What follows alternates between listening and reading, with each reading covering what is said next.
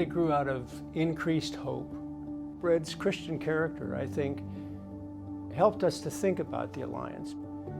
We could see that the world was making dramatic progress against hunger, poverty, and disease. It was really wonderful. We could imagine that if we could continue and accelerate just a bit the progress that had been going on for 10 years, we could virtually end hunger around the world and certainly in the USA. But the key to that is to get the US government to use its massive influence over what happens in this country, but also what happens worldwide.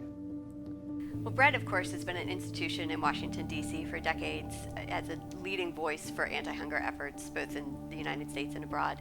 I remember when I worked for Congressman Frank Wolf on Capitol Hill in the late 90s, David Beckman and some of their local advocates would come and talk to me about those important issues.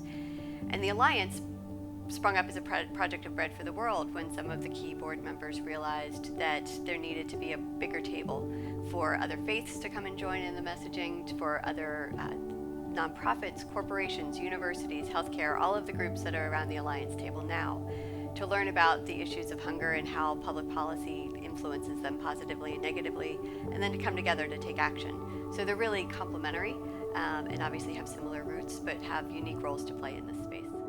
You know, the Alliance to End Hunger is one of the first organizations in the anti-hunger space to talk about hunger from a racial equity lens.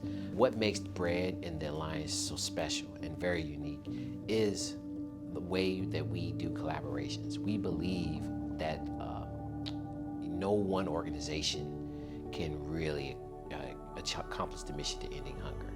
And so both organizations come with a way of collaborating as one voice, singing under one song sheet.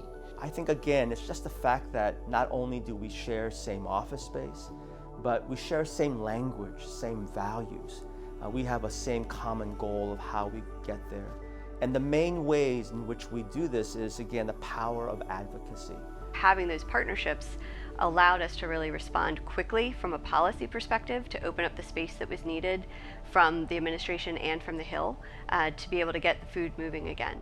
One of the most rewarding things that I've done was being at the table with Bread and the Alliance and a lot of the other partners on the domestic side in particular during that crisis to work with USDA and work with Congress to increase SNAP, to get waivers for school meals distribution, and really address this crisis that none of us, even in the most extreme scenario planning, had ever looked for.